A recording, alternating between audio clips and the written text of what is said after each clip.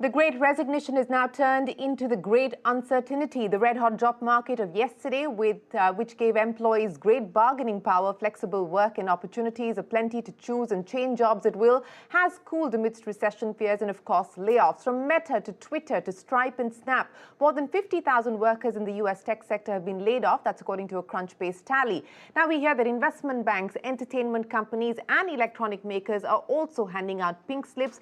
Global corporations like Apple are talking about holding back on hiring. Startups have let go more than 17,000 employees in India so far this year. In fact, as per the professional networking platform LinkedIn, 9 in 10 business leaders in India believe that economic uncertainty threatens to wind back, and I quote, pandemic progress in the workplace. The ones who've received the dreaded email or anticipate receiving one are taking to LinkedIn to share their pain and support each other, and also look out for connections. The power to demand seems to be on the wane. LinkedIn says it's the great leveling off after historic highs that we saw through the course of the pandemic.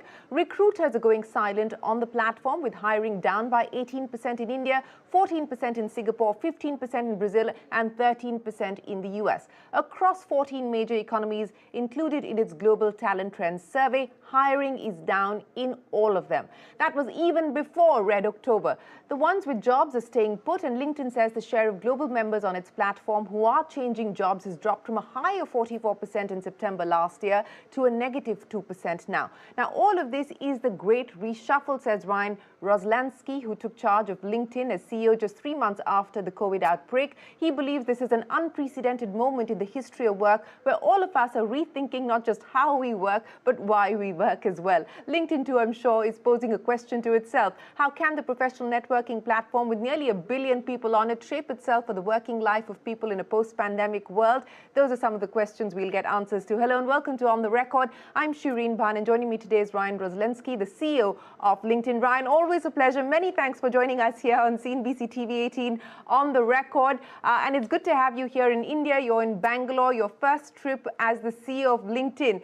But I want to start by getting a sense of you on what business confidence at this point in time looks like. It's shaken globally, and it's shaken here in India as well. The war for talent clearly seems to be over. How much more pain do you anticipate on the back of what you're seeing happen on the platform? We just sort of read out a few highlights of your survey. How much more pain do you anticipate in the job market? Hi, Shireen. First of all, it's wonderful to be here. I'm here in our Bangalore office for LinkedIn, my first trip to India as the CEO. And yeah, what a vibrant labor market we find ourselves in right now. You know, one of the things I've actually been paying attention to, which is why I'm here today in India, is running LinkedIn. We have a remarkable view of what's happening across the global labor market.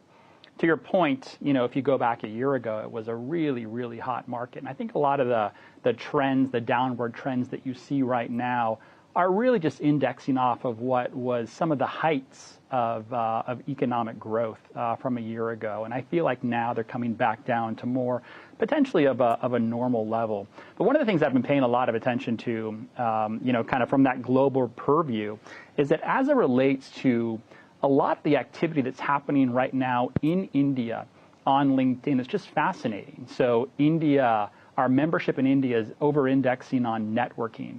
They're over-indexing on skills acquired and learning. They're over-indexing on job seeking. In fact, India right now is the second largest market in terms of engagement on LinkedIn. We have roughly 97 million members. And I've only been on the ground now for a couple hours here in Bangalore, meeting with our amazing employees and some customers. And, you know, what I can feel like right now is though we may be in a bit of a lull. Where India sits in the next 10 years feel like it's really being decided right now. And this doesn't feel like a country which is just trying to create a playbook or figure out what to do, but a country that's actually really executing on a new path to economic growth. So I'm really excited to be here and just learn more in person. You know, that's good to hear, Ryan. But what does that mean that in terms of LinkedIn's plans for India? You have a fairly large presence in Bengaluru. Are you planning to expand? Is this the right time for you to be able to do that, given the fact that India is strategically an important market for you? So what can we expect from LinkedIn for India specifically? Yeah, we're on a fiscal year calendar as a company, which means that we just ended our fiscal year as a company. We did a little bit north of $14 billion a year in revenue globally. That's growing about 17% year over year. But when you take a look at India, it's outpacing that. The revenue in India is growing at 50% year over year, north of 84% year over 2 year. We're closing in on nearly having 100 million members in India, but it goes well beyond that. We have offices in Bangalore, in Delhi, as well as Mumbai, but we have a significant R&D presence actually here in Bangalore, north of 700 R&D employees that aren't just building products for India, but are actually building out the foundation and a lot of features that power the entire global platform. And I can only see a need for a lot more growth coming out of the really amazing work that's happening in this office. And so both as a market which is just going to keep growing on LinkedIn, we're really excited, but also about just continuing to grow our presence here in Bangalore as well with this amazing kind of R&D and go-to-market talent, which is helping us achieve these results right now globally. Ryan, at this point in time, what we are seeing across the tech world, including large companies like Apple, Google, etc., either companies are laying off or they're putting a freeze as far as hiring is concerned. This tech austerity, does it impact your plans for LinkedIn, either here in India or globally? Yeah, I mean, if you take a look over the past, 2.5 years, it's been a remarkable set of challenges to navigate through for any company, for any leader. At first when COVID happened, it was unclear what was happening and a lot of companies pulled back. Then because a lot of things moved digitally native, you saw this huge influx of demand in these tech companies. I think rightfully so, they would scale up because of that.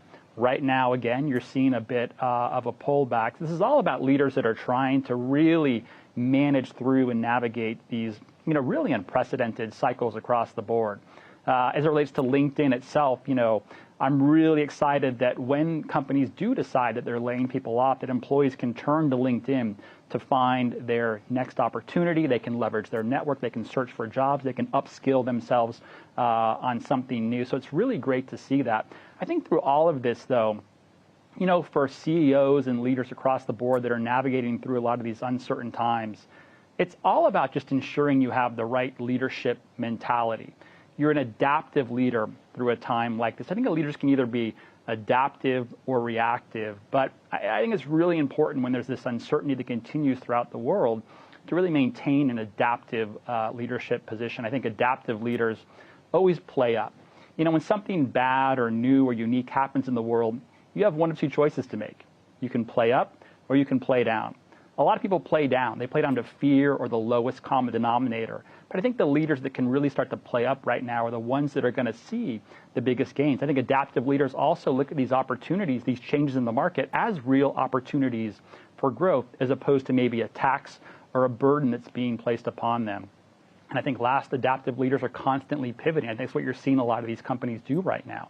It's really important to keep moving and keep pivoting to make sure that you're changing your strategy to adapt for what needs to happen across the board. So I think that as long as, at LinkedIn, we have principles around our talent strategy, our strategies are always moving around. We have no plans. We haven't announced anything as it relates to any kind of layoff or, kind of across the board for our company. We have put ourselves inside of a hiring freeze right now for various parts of the company. But again, like every other leader, we're just continuing to navigate the global strategy that we need to keep the company going, to create this platform that so many people are finding value off of right now.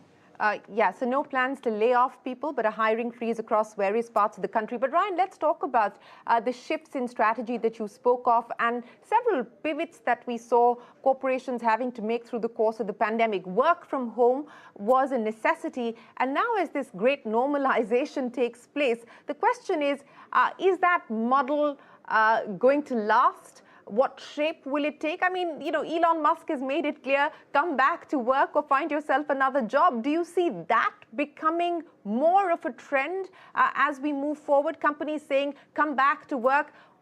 Some flexibility is okay, but work from home is no longer okay.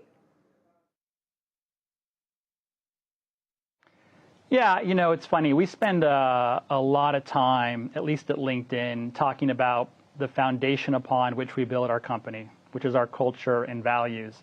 And I think that this great period of, you call it a great resignation, a great reshuffle over the past couple of years has really been about this idea that every company, every leader is trying to figure out something new, which is how does our company work moving forward? Are we remote? Are we hybrid? Can people stay home? Do they need to come in certain days a week, etc.? And in fact, what these companies are doing is they're rethinking their culture and values. The culture and values is how the company works. For us, culture is, who we are as a company. It's the personality of who we are. It's also who we aspire to be. And all these things get kind of pulled together when you talk about, well, how does the company work moving forward? It's funny, I was in London last month with Microsoft CEO Satya Nadella, and we were looking at some recent data that Microsoft had published, which showed on one hand, 87% of employees believe that they're being productive remotely. On the flip side, 85% of managers believe their remote employees are not being productive. It's something that Satya called productivity paranoia, which is, kind of this paradox of what's happening in the market. I think what's really going on and what we're seeing play out right now is, if you're a manager, you used to do a lot of your job by walking around the office, seeing if someone was there, if they were in the office. That's how you knew if they were being productive, if they were getting something done. Today, in more of a hybrid world, it takes a different management skill set. It's not about just whether or not someone's showing up, but you need to change your mindset. And I think that mindset is all about whether or not someone is being productive. You focus on the output, not just whether or not someone is in the office. I think some companies are going to figure that out, some are not, but every company is going to make this decision for themselves, which is going to then attract that same set of employees that care about that type of culture and values into that company. So I think that what's really happening is, look, 2.5, 3 years ago, every company kind of worked the same way, and that's kind of how the world worked. Moving forward, every company is going to work different, and that's okay, because that's where the talent is going to get attracted to. And companies that can attract talent with the way that they work and be successful are going to be great. If you can't attract talent or can't be successful in the way you work, you're going to be forced to adapt, which goes back to that adaptive leadership concept I was talking about a few minutes ago.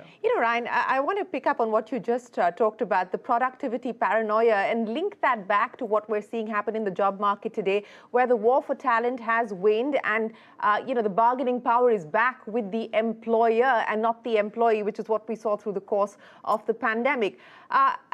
Linking it back to what you just said about the fact that managers need to reimagine the way that they measure, outcomes in the workplace.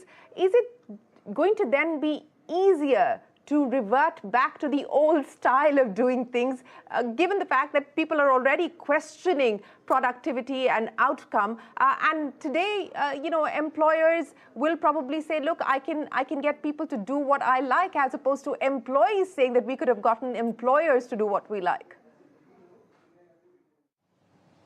Yeah, I think it's yet to be seen. One of the most fascinating stats that I pay attention to across LinkedIn is that there's roughly 14 or 15 million jobs posted globally at any given time. Pre-pandemic, that number was roughly 1% of all jobs posted on LinkedIn were remote jobs. Roughly, 6 months ago, that number was 19%. 19% of all jobs posted on LinkedIn were remote jobs.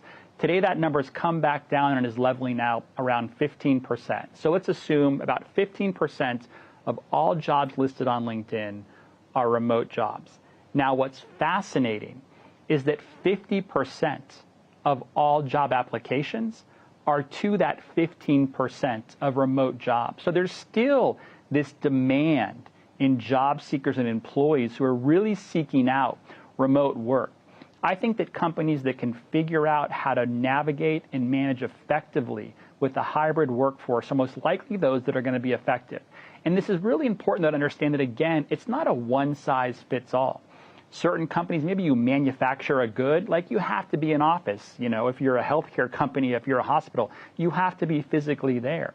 It's just a period where we're going from everyone kind of worked in a similar way and work norms existed to now every company and every leader is just going to have to figure out how to do that. That's what leadership is all about right now. That's what adaptive leadership is all about right now. On that note, we'll take a break here, but continue our conversation with the global CEO of LinkedIn on the record when we return.